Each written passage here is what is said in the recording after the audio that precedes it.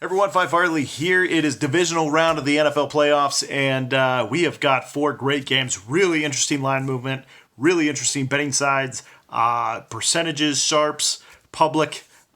This is probably one of the most dynamic playoff weekends that I've seen here in the last 15 to 20 years. So, real interesting. I'm going to break down each game for you, as well as giving away my best bets here for this weekend.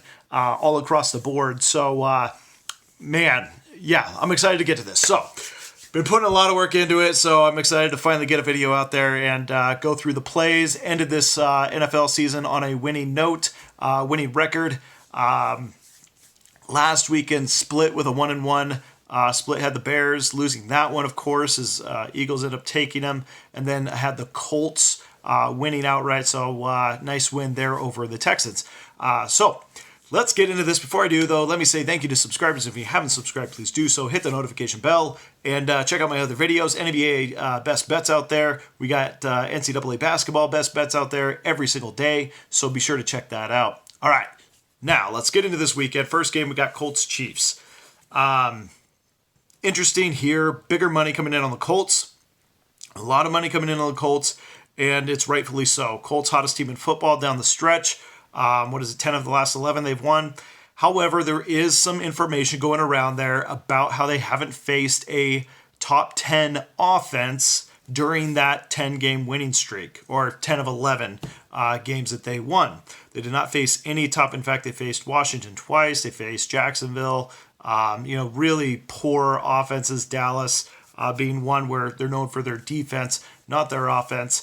And here we go now against the number one offense in the NFL, going against the Chiefs in Kansas City, which I think is a big factor here. Right now, temperature's going to be showing about 38 degrees. Weather could be a factor, could have snow. Chiefs at home are brutal. You have the Colts, a dome team, going to a outdoor stadium in Arrowhead. I don't think this sets up very well for the Colts. I think Chiefs are going to win this one, and I think laying 5 is not going to be a problem for them. When you look at their 12 wins, 10 of which would cover the 5. The other 3, or the other 2 closer games were not similar teams to the Colts, more defensive teams. So I think all things here leaning, even though the bigger money is over on the Colts, the line has moved up in favor of the Chiefs, which in this case, I love taking the other side. I'm taking Chiefs here, laying the 5. When it comes to the total, I like this even better. Chiefs, not a great defense. Everybody knows that. Colts are going to have a hard time, I think, containing the Chiefs. Chiefs have been a different team since they've lost Kareem Hunt. That is what it is. They just have been. I'm going with they're going to have to pass the ball instead of run it. I'm going with the pass-heavy offense of the Chiefs, as well as the pass-heavy offense of the Colts. I'm going to go over the 56.5, even though it has passed up 2 key numbers in this movement, opening up at 52.5 up to 56.5. Still going with over in that one. All right, next game. So there you go. Chiefs minus the 5, over 56.5. All right, next one we got Cowboys-Rams. This is an interesting one. I think there's a really good way to play this, and you can do it 2 different ways. So there is a way that the Cowboys win this game, and that is for them to run the football, keep the Rams off the field, control the clock, and just pound it and win the first down battle and end up winning this game outright.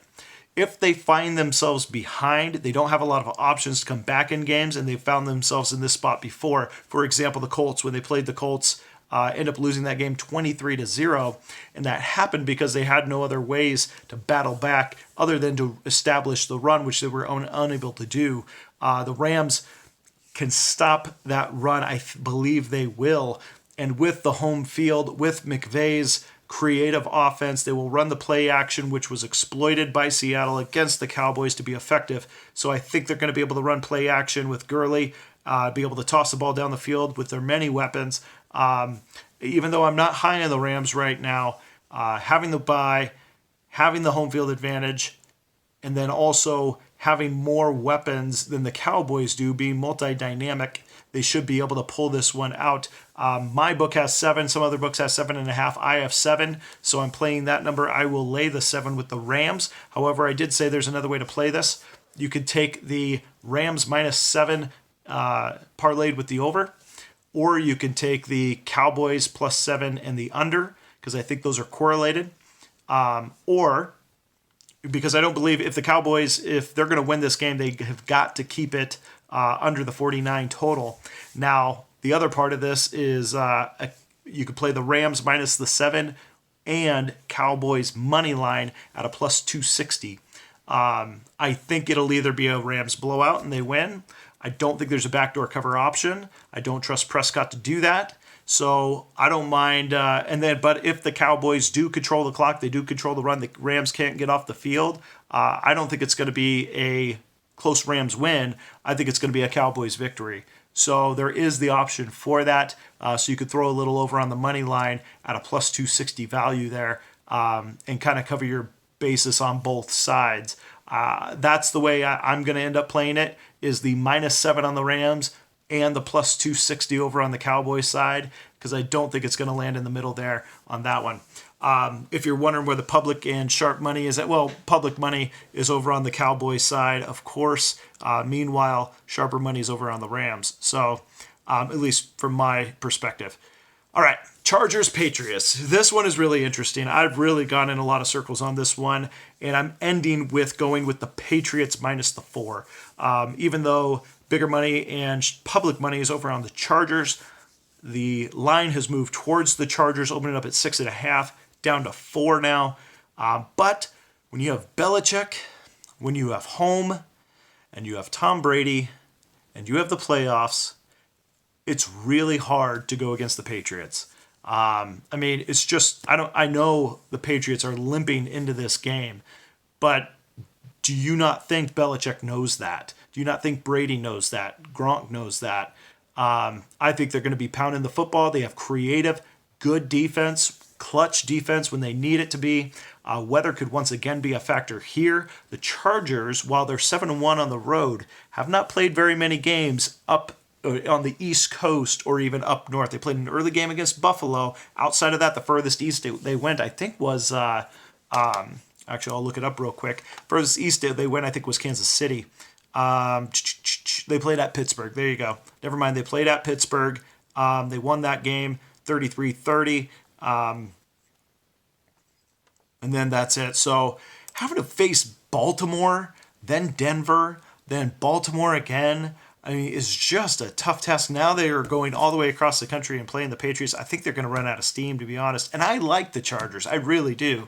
I like the Chargers. But because of all those factors I mentioned, I'm going with the Patriots minus the 4, unfortunately. And I also am going to go under in this one, under the 47.5. By the way, if I didn't mention the Rams Cowboys, well, I did. I talked about the total. So next line we have is going to be Eagles Saints. This is the only line in which the favorite is getting the majority of the money with public and sharp money. Majority of the money coming over than the Saints. Meanwhile, the line has moved towards the Eagles, opened up at 10, down to 8, towards Eagles in favor of Saints minus the 8. So, and a lot of that's predicated on the earlier time that they played. Saints absolutely blowing out the Eagles. Advantage here, though, in the second, in the rematch goes to the losing team who makes adjustments. Not to mention they have a completely different quarterback coming into this. I think this is closer than an 8-point game. I think this will be a within one score. I think the back door could be open for Foles. Saints do a very good job finishing out games, running up scores, but I don't think that's going to be the case here. I'm going with this line movement and away from all the public money, and I'm going to go with the Eagles plus the 8. I'm also going with under 51.5 in this one and look for both sides to try and run clock, control clock, and have a little bit of a difficult time scoring here. So under the 51.5, Eagles plus the 8. All right, there you go. Top to bottom, all the games in the divisional side, totals and sides. Good luck, everyone, this week. Boy, I'm going to be enjoying these games. I'm going to be watching them all. And stay tuned for the NBA, NCAA basketball best bets each and every day. Again, subscribe, hit the notification bell. We'll see you again soon.